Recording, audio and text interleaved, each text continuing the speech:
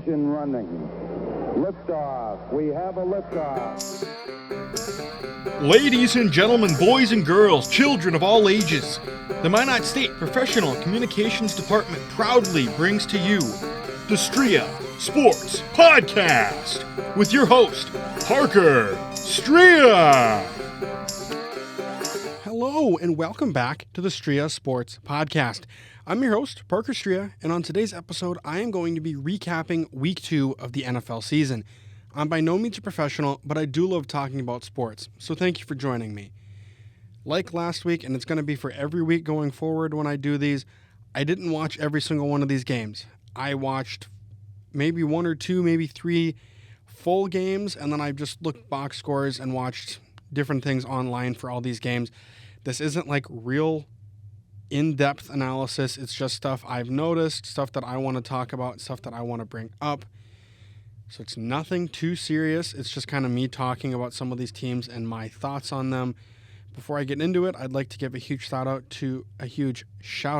What am I, Mike Tyson? A huge shout out to Minot State and KMSU for allowing me to use this podcast room to put my podcast episodes out for you guys to listen to, even though there aren't that many of you listening. But I still get an opportunity to put them out, so I am very thankful, and I wanted to give them a huge shout out. So without further ado, we're going to jump into last week's Thursday night football game, Minnesota Vikings at Philadelphia Eagles. So the Eagles won this game 34-28. What I believe that was the score. That's what I have written down. It was a closer game than I thought it was going to be, just based off of Minnesota's defense is not good, and I thought Philly's offense was going to play a lot better, but they really didn't. I think the Vikings have a problem, like a really, really big problem. Their defense is bad. I know Danielle Hunter got a couple sacks. I think he had 2 or 3 against Hurts, but the defense isn't good. The secondary is not great. I like Ivan Pace. I like some of the young players on that team, but I don't think their defense is near good enough for them to go on a deep playoff run, because all it takes is a slip up from the offense and that team is screwed. And I think they really need to make some major improvements. And I saw something today before I recorded this that I thought was kind of interesting, and I don't know if it's true or not, but it was someone on Twitter, an analyst or whatever, saying that they think that if the Vikings fall to 0-3 this coming week, that they may be gearing up for kind of a fire sale of sorts, getting rid of Kirk Cousins and stuff, and kind of going full tank for Caleb Williams. I wouldn't hate that. I think it would be, excuse my language, a living hell for Vikings fans to go through another bad year. But yeah, just thought that was kind of interesting. But in the game, they had 4 fumbles lost, which was unreal. It seemed like they just couldn't hold on to the ball. And they had absolutely no running game. In a game that Kirk Cousins threw like 40-something times, I want to say, they ran the ball 9 times for a whopping 28 yards, which Philly's run defense is good, I think, but the fact that you only ran the ball 9 times is really bad. But similar to the Vikings, I think the Eagles also have problems. The passing game has kind of been a mess. If you watched that game, there was a moment where you saw A.J. Brown. I can't remember if it was a coach or Jalen Hurts or someone. He was looked very emotional, very animated talking to them, because he only had 4 catches that game for like 30 or 40 yards, which obviously for a guy you're paying, I want to say like $25 million a year, you want to get him more involved. Devontae Smith also had only 4 catches, but Devontae Smith had like 132 yards and a touchdown. He had a crazy game. But Jalen Hurts has kind of been my biggest question mark, because I don't know if it's a regression. I don't know if it's just early season trying to figure stuff out with new players on both sides of the ball. But like, he shouldn't worry about their defense. But the only like new players on offense that he has to worry about, like really incorporating, other than a couple receivers, are DeAndre Swift, who had a killer game against the Vikings, and that's about it. I think the only difference on the offensive line is that Cam Jurgens is starting now instead of Isaac Seumalo. But Jalen Hurts has not played great through the first 2 games, so that's something you definitely would like to see improvement on. I think as the year goes on, he will he will pick up the play, and I think the Eagles will still be a top seed in the NFC, but they're going to have to fix some of the mess that's been going on. But this Eagles defense, I think, is worse than expected, at least passing defense. Because Kirk Cousins had 364 passing yards and 4 touchdowns on 70% completion. That's like Madden stats almost. I'm a Kirk Cousins fan. I don't think he's elite or anything, but I think he's a good quarterback, and obviously Justin Jefferson is a freak. I love TJ Hawkinson. I love Jordan Addison, but at the same time, Philly's defense needs to do better. I know they missed James Bradbury that game. I know their safeties are a little rough. And I know they lost Avonte Maddox in that game, which I'll talk about a little later in the episode. But yeah, not a great showing from the Eagles, even though they won. Next game was the Green Bay Packers at Atlanta Falcons. Falcons ended up winning that game 25-24 after scoring. They were down 12, I think, going into the fourth, and then Green Bay's defense couldn't stop them. Green Bay's offense couldn't get anything going, which is disappointing. But Green Bay's defense needs some major improvements. They are extremely talented on that side of the ball. I think the safeties have been playing better than I expected them to, even though it's only been 2 weeks. But the defense didn't help Green Bay's offense at all. Atlanta dominated the time of possession by 12 minutes, which is a lot of time in an NFL game. And the defense allowed almost 5 yards a carry on almost 50 carries. That's not good. Like, Bijan Robinson had a great game. Tyler Algier played well. Green Bay needs to figure something out because similar to like the Vikings, if your defense isn't playing well, you're not going to make a deep playoff run. And I think this is a team that has a legit shot to win the division, a more legit shot than the Vikings, and that's not just bias speaking. But they need to fix something. And I think the fix that might need to be made is just getting rid of Joe Barry. Fans have been calling for his head for at least a year or two now, and it just seems like nothing has changed other than dominating in Chicago, but everyone dominates Chicago because they suck. But yeah, that's about what I got for that. I thought Jordan Love played well. I think that offense really needs Christian Watson just because of his explosiveness and his big playability that he has. I'm looking at Atlanta. They have a lot of holes on that team, but I think they're extremely talented and could be scary in the future. Bijan Robinson is special. You see his video or a highlight from the Green Bay game all over social media now. Had 19 carries for 124 yards and 4 catches. 4 catches for 48 yards. So he played well. But another one of their early picks, Kyle Pitts, you can barely tell he's even out there. You can barely tell he's on the team. He had 2 catches for 15 yards against a team that he probably should have had a lot more. He should have had a more productive game against Green Bay, just considering Quay Walker was maybe not fully healthy, even though he passed concussion protocol, and their safeties aren't that great. But kind of looking away from that, Desmond Ridder, I love his intensity. I thought he didn't play great, but I think he had a good game. And I just want to see more to see if he can really be that franchise quarterback for the Falcons. Las Vegas Raiders at Buffalo Bills. The Bills won this game 38-10, but I don't know what is going on with the Bills. They have a really good pass rush going against a really bad offensive line, but they couldn't get to the quarterback.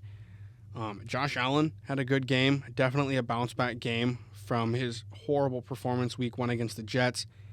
And I think James Cook may really be their running back one for good. He has been phenomenal in my opinion to start this season. And as a Georgia guy, I love seeing that. I don't even know what to say. I think he's just been playing really well, and I just want to see it continue because I don't want it to be an early season fluke and then he's just bad, and then they have to trade for someone or sign someone else. But kind of looking at the Raiders, what the F is up with Josh Jacobs?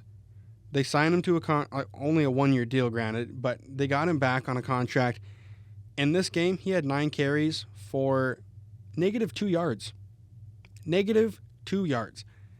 That's horrific for someone who I believe he either led the league in rushing yards last season or was right up at the top. So not something you really want from your lead back. and he had 5 catches for 51 yards. So, I mean, he was great through the air, but he couldn't run the ball worth anything. I think they need to get Michael Mayer more involved, rookie tight end. He had 1 target. Granted, he caught it for 2 yards, but I think they need to be giving him more than just 1 target because I think he is a really special player.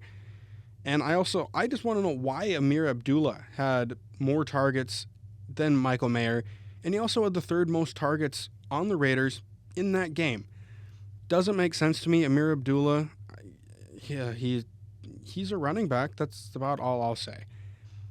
Baltimore Ravens at Cincinnati Bengals. The Ravens won this 27-24, and this is going to sound bad, so excuse my language. The Bengals need to figure shit out, like, fast, because starting 0-2 isn't the end of the world, because I'm pretty sure they made the playoffs and even the Super Bowl a couple years ago after starting 0-2, but this is a very competitive division, much more competitive than it was 2 years ago or so, and I think legit every single one of the teams in this division has a chance to win the division.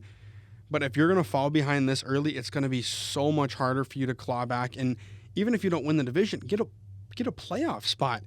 Because if you start slow, you could finish 3rd in your division, and those top 2 teams ahead of you are getting playoff spots and you're not. And they need to figure it out.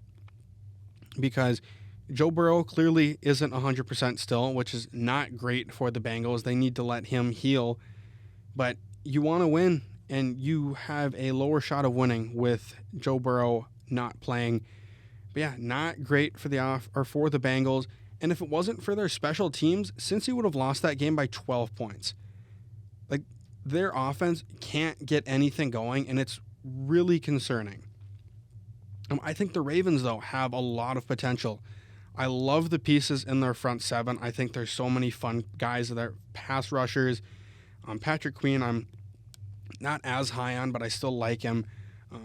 Roquan Smith is arguably, I won't say he's the best linebacker in the NFL because that's Fred Warner, but I think Smith is a close second. Zay Flowers is that guy on the offense. He is better than what he was billed as, I think, coming out of college and out of the draft. He's been great so far. But where is Odell Beckham Jr.? You signed him to like a 1-year, almost $20 million deal, or maybe it was $20 million, and he hasn't done anything yet. And I know he's probably not 100% healthy because he hasn't been in years, it feels like. But you got to find a way to get him the ball and get him more involved, because that'll take pressure off of guys like Zay Flowers. And after the J.K. Dobbins injury, while Gus Edwards had a pretty good game this last week, I don't think he can be your lead back all season. I don't think he provides the juice, the explosiveness, anything like that you want in that running back room. I don't know who they'd sign potentially or trade for to get him to be more of a backup, but I don't think he can be their lead guy. Seattle Seahawks at Detroit Lions. Seahawks won this game 37-31 in overtime. That was a pretty good game. I didn't watch much of it, but I watched a little bit. I think this is a very important game, even though it's only week 2. I know I said it about a game or so last week. Very important, just because playoff spot. These are 2 teams that may not win their division. Seahawks have a lower chance of winning their division than the Lions do. But if these teams don't win their division, they are going to be fighting for playoff spots and playoff seeds. And this game could be a tiebreaker for the 5th seed, 6th seed, something like that if it comes down to it. But Seahawks came out on top. They're still figuring it out. After a really bad week 1 performance against the Rams, they came out and they obviously didn't dominate the Lions, but I was really impressed with Geno Smith and how he played. Kenneth Walker, I think, is getting into it. The receivers are good. The defense is getting better. But the Lions' defense, it was already really bad, and now it got worse because they just put James Houston and C.J. Gardner-Johnson on IR, so they'll miss at least the next 4 games, if not more, depending on how their injuries heal. And that's not good for Detroit because in 2 weeks, Thursday Night Football, I think it's actually a week from today as I'm recording this, you play Green Bay. And while Green Bay, they're not an elite offense, if they have Christian Watson back, I think you're kind of screwed because I don't think you're defense can keep up with some of the explosiveness that Green Bay has on offense. It'll be a tough showing for sure, but I'd like to see a lot more from that defense. I don't think they're very talented outside of a couple players. Los Angeles Chargers at Tennessee Titans. Titans won 27-24. I believe this was also an overtime game.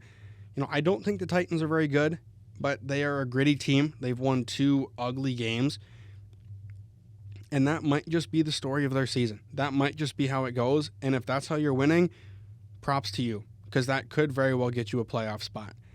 Their offense gave up 5 sacks, which is not great. I mean, I knew their offensive line wasn't good, and the Chargers, I'm just glad the Chargers' defensive line and pass rush could actually take advantage of it, because if they couldn't, that would be pretty sad.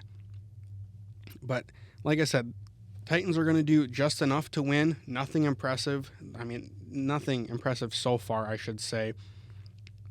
But they're going to make every game close, which is going to be tough for a lot of these other teams.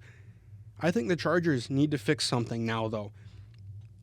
They started 2-0, and they've lost both games by a combined 5 points.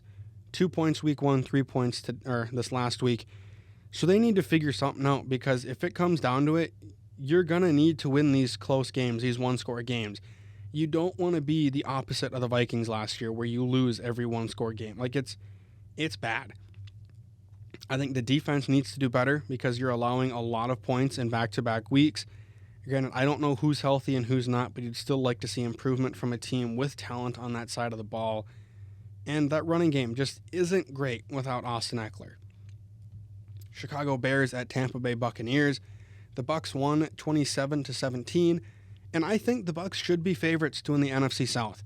Baker Mayfield is playing a lot better than advertised, and a lot better than a lot of us expected him to, unless you're like a really ride or die fan for Baker Mayfield. No one expected him to play this well. I don't think a lot of people expected the Bucs to start out 2-0 with wins over a team in the Vikings that people thought was going to be all right, and then a team like the Bears that people thought had a lot of potential. The Bucs are playing really good football. Mike Evans is that guy. I know I've said that about a couple guys. Mike Evans is so good. He is killing it for the Bucs. And I think if he and Baker Mayfield can keep this connection going, it's going to be not a tough season for them. It's going to be a tough season for a lot of their opponents, because Mike Evans is really good. And if Baker Mayfield's playing better than he has in the past, I think the Bucs could be a really scary team. Their defense is good. They had 6 sacks in that game, as well as 2 interceptions. That defense is still super talented, and I think the Bucs could be a really good team this year. The Bears, like I've said earlier, they're not good. The Bears are a horrible team. Chase Claypool is bad, and I think right now everyone in that organization is kicking themselves for trading the 32nd overall pick for Chase Claypool. He's not giving effort when he's out on the field. He's not contributing in really any way. It's just kind of sad from a guy who I really liked coming out of college. And I think Justin Fields still needs major improvement. He's not playing well. He hasn't played well at all this season. There have been maybe a couple flashes, but for a guy and a team that everyone was hyping up that they're going to win the division, they're going to be this, they're going to be that, Justin Fields is going to win MVP, he's not showing it. He is not playing well enough to warrant any of that talk that he was receiving or any of the hype he was receiving. It's kind of disappointing, because I have him on a fantasy football team, which obviously who really cares about that? But he ended last season so good on the ground, and now it's like that's just non-existent. And I think it's just kind of goofy how he's just blaming coaching for all of his mistakes, but at the same time, it is what it is. Doesn't really affect me. Kansas City Chiefs at Jacksonville Jaguars. Chiefs won that game 17-9. I think the Jaguars are going to be a tough AFC team. Calvin Ridley had a rough week, but Christian Kirk played really well, which is nice, because as long as one of those guys can produce any given week, I think you're going to be set on offense, because the other guy's just going to take attention anyways, regardless of how well he's playing. I think their offensive line needs a lot of improvement. They were playing against a good defensive line, but that offensive line of Jacksonville is just not that good. And I want to see Trevor Lawrence really take that next step. I've been kind of disappointed with him through the first 2 weeks of the season as a guy who I consider to be a dark horse MVP candidate. And one of my favorite quarterbacks in the league, I would just like to see him take that real next step to where he's a legit MVP candidate. Chiefs, I think, are a weird team. Chris Jones is disruptive, but I still, even with that new contract, I don't know what that situation's like. I think Kadarius Toney is really bad. Fumbles, drops, it doesn't matter. He's just not having a good start to his season. The Chiefs in general had a fumble problem, which isn't great this week. And the offense is really struggling to put up points without Eric Bieniemy, and I don't know if I'm not saying their success was based off of Bieniemy, but it's just kind of odd that the Chiefs can't score a lot of points and the Commanders are scoring a lot of points. Just something I wanted to talk about briefly, not really, but Indianapolis Colts at Houston Texans. Colts won that game 31-20. I'm personally really excited for the Colts. I think they could be an exciting team for the future. Anthony Richardson missed most of the game with a concussion, and I think he's going to miss this next week with a concussion. But he still had 2 rushing touchdowns before he left the game, which I thought was really awesome. Zach Moss had a good game, but I still think that team needs Jonathan Taylor back big time. He's just too good to not have out there. And I think their defense is extremely talented without huge names at every position, especially cornerback. I think a lot of the players on that team are going to play better than their name value, so to say, or better than you'd think they play based on their name value. I still think the Colts could be a good team this year. I don't think they're going to win the division, but I think they're going to be better than expected. Texans, I don't know what's going on with Nico Collins. He had a great game. 7 catches for 146 and a touchdown. Did not see that coming. On the opposite side of that, what is going on with Dameon Pierce? Is this a second-year regression, or is the offensive line just that bad? 15 carries for 31 yards. I know the Colts defensive line is pretty good, but still, that's bad. That's not a good performance. CJ Stroud, though, had a really good game. I think he's a legit Offensive Rookie of the Year candidate, if not even the favorite potentially going into this next week. I think his odds will definitely change a lot in betting. San Francisco 49ers at Los Angeles Rams.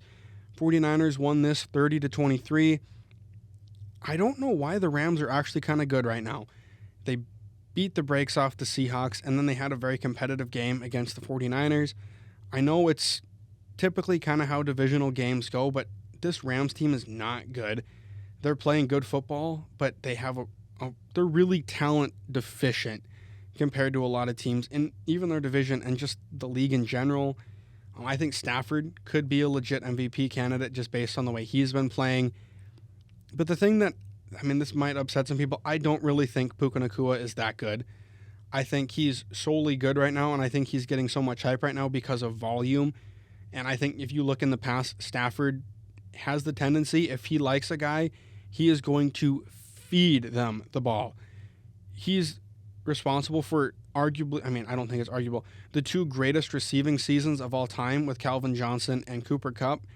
If he likes you, you're going to get the ball. And I think I'm not saying Puka Nacua is bad, but I don't think he's as good as the stats are showing he is right now. 49ers are an odd team to me. I'm still not a fan of Brock Purdy. I don't think he does anything that impresses me. I don't think he's that great at quarterback. I think he is a legit game manager, but I guess that's really all you need on that team. I think Christian McCaffrey is a legit Offensive Player of the Year candidate. He has been great so far this season. Love seeing that. I loved him in Carolina. I don't understand how Nick Bosa doesn't have a sack yet this season. They paid him, I think, the biggest contract in NFL history, or at least for maybe just defensive play. I don't know how it all worked out. But he's played 2 horrible offensive lines to start the season, and he hasn't gotten a single sack, which doesn't really mean a lot, but it's just shocking, and I just wanted to bring it up, I suppose.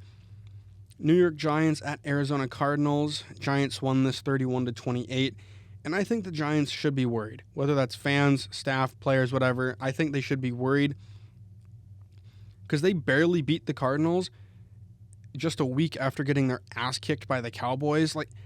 It just doesn't make sense. What the Cowboys did to the Giants should have done. Yeah, what the Cowboys did to the Giants should have done to the Cardinals, and it just didn't work out that way. Saquon Barkley is going to be out for a while, potentially with an ankle injury. This Giants team was weird. I mean, they scored 17 points in the fourth quarter, which was huge, and that's why they won the game. But you should have beaten this really bad Cardinals team by a lot more than 3 points, and I'm really disappointed in that. But similar to the Rams, I don't understand why the Cardinals are playing so well with a not-so-talented team.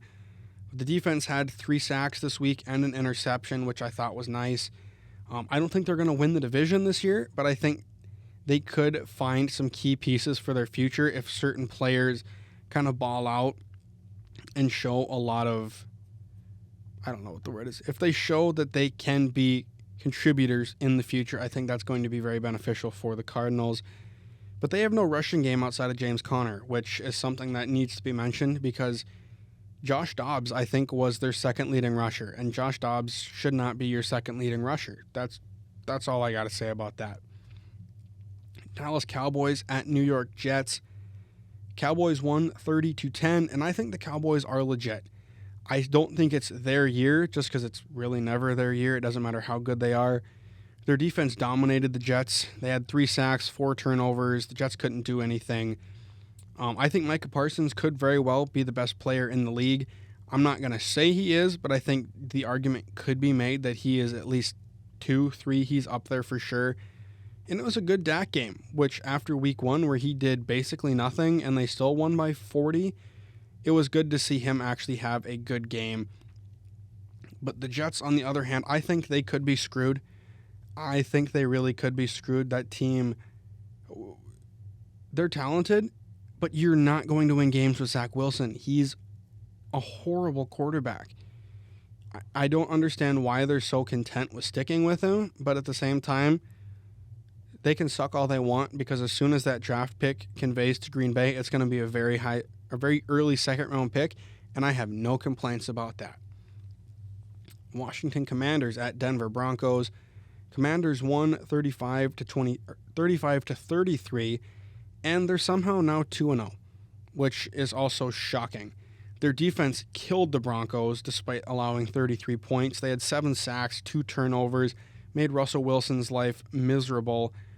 Terry McLaurin is that guy. I'm pretty sure this was the game he caught a crazy Hail Mary or just a really crazy deep ball to win them the game. And Sam Howell might be the franchise guy in Washington. I don't think that's locked in stone or set in stone, but I think he's proving himself worthy of being that QB1 for the future. The Broncos may be done. They may be done. I think Russell Wilson had a good game, but I want to see a lot more. Their defense is talented, but they're not playing very good. They haven't played very good over the first 2 games. And who is Brandon Johnson? Like, this is going to sound... Cue the Conor McGregor meme. Who the F is that guy? Who was Brandon Johnson? Why did he have the second most receiving yards in that game for your team? Like, what is going on, Denver? Like, they're such a frustrating team to watch. And granted, it may just be because I don't like some of their players, but what is going on over there? Miami Dolphins at New England Patriots. Dolphins won 24-17 in what was a really good game. I watched a lot of this one. I think the Patriots can be a playoff team in the AFC. It's going to be very tough because the Dolphins and Bills are going to be duking it out for that 1 and 2 spot in their division. And whichever team doesn't win the division is probably going to get the 5 seed. Like I truly think it's going to be a division where the winner has 13 wins and the second place has 12 wins or something. It's going to be so close. But the Patriots are good. Christian Gonzalez is a legit corner or CB1, and he's one of the best corners in the league, I think, already. Their defense overall is just really good, and I was kind of shocked how involved they had their tight ends. Gesicki and Henry both had all right games. They weren't crazy or anything, but that kind of shocked me. And I think the Dolphins should be favorites to win the division. They won without Tyreek Hill or Jalen Waddle having crazy games, which is something that, I mean, any given week, one of those guys could go off for 150, 200 yards and 2 touchdowns or something, but they didn't, and they still won. Bradley Chubb is finally showing up after getting traded to Miami. He's starting to play well, but I think the secondary needs Jalen Ramsey. I think they need him bad. I don't think their secondary is like miserable, like bottom of the barrel bad talent-wise, But Jalen Ramsey's so good, and if you can get him out there, I think that completely changes everything on defense, and it's going to change how other teams play you. Next is this New Orleans Saints at Carolina Panthers. Saints won this game 20-17. The Saints are an ugly team. I don't think Derek Carr is very good. He can show flashes, but he's not very good. And the only other thing I wanted to bring up for them is, why is Taysom Hill your leading rusher? I understand Alvin Kamara is suspended. Jamal Williams got hurt. Taysom Hill? Are you kidding me? The guy that's like your quarterback, tight end, wide receiver, running back, are you going to play him at offensive tackle next? Like, what is going on? I mean, I love the versatility, but it's just, I don't think it's something that's going to get them in the playoffs. I don't. And the Panthers, all I got to say is, wow. They need so much improvement in that receivers and tight end room. Some of those guys are so talented, but I need to see more. You're not helping Bryce Young enough. I'm not impressed with their secondary. I think losing J.C. Horn was huge for this team, because I don't really think anyone else in that secondary outside of the safeties are Von Bell and Jeremy Chin, the two safeties. I don't think anyone else in that secondary is good. And Frankie Louvu, he's good. Like, legit. He could be the best defensive player on that team. I'm not going to say he is. He could be. He's playing like it, which I did not see coming. And the last game of the week is the Cleveland Browns at the Pittsburgh Steelers. Steelers won 26-22. Steelers are a weird team. They're a weird team. They had 2 defensive touchdowns. I believe one was on like the first play of the game, a pick 6 from Alex Highsmith, or fumble recovery. It was a defensive touchdown, and then they started the game with a defensive touchdown, and then TJ Watt won them the game with a defensive touchdown. And kind of going off of that, I think TJ Watt, you could make a legit argument that he is a top 5 defensive player in Steeler history. I legit think you could make that argument, and I don't think you'd be crazy for it. I think there are maybe 2 or 3 guys that you are 100% putting above him right now, and that's Joe Green and Troy Polamalu, just based off of legacy and stuff. But I think you could argue he's better than Jack Lambert, Mel Blount, Rod Woods, and guys like that. And I don't think you'd be crazy. TJ Watt could very well be the best defensive player in the entire league, and he's playing like it. Like, I wouldn't be shocked if he not only breaks the sack record, I think he could be an MVP consideration. Like, I legit think he's that good. Najee Harris, I don't think so. He has not played very well over the first 2 weeks, which, oh well, I love Najee Harris, but, I mean, it happens. The Browns, why does Deshaun Watson suck? Like, I understand he was out of football for that last season or 2 seasons or whatever with all kinds of stuff, but he's not playing well, like, at all. Like, it's bad. And kind of moving past that, this was definitely a depressing moment for week 2. I just want to say prayers up for Nick Chubb. Absolutely brutal knee injury, like something that, like, your body should not bend the way that his leg bent, and it sucks so bad because I'm pretty sure that's a knee. I saw somewhere that I'm pretty sure that's a knee he messed up really bad in college or something. Like, that knee, I hope and pray that it's not, for his sake, for the team's sake, for just the league's sake. I think this could be a legit career-altering, if not ending, injury. Just because that is so much damage to that knee twice that it may just be that much harder for him to live a normal life in the future if his knee is just that bad. Definitely a huge blow for the Browns. I don't think they're going to be as competitive now, but, I mean, injuries happen. You hate to see them. They're going to have to do something. They signed Kareem Hunt. Jerome Ford played pretty well in that game. But, yeah, not something you want to see happening ever. A couple crucial Week 2 injuries. Nick Chubb, like I said, knee injury. He's done for the season. Budda Baker got put on IR with a hamstring injury. Shaq Thompson broke his fibula. He's done for the season. CJ Gardner-Johnson is on IR with a pec injury. Avonte Maddox is on IR with a pec injury, and Deontay Johnson is on IR with a hamstring injury. But that's all I have for you.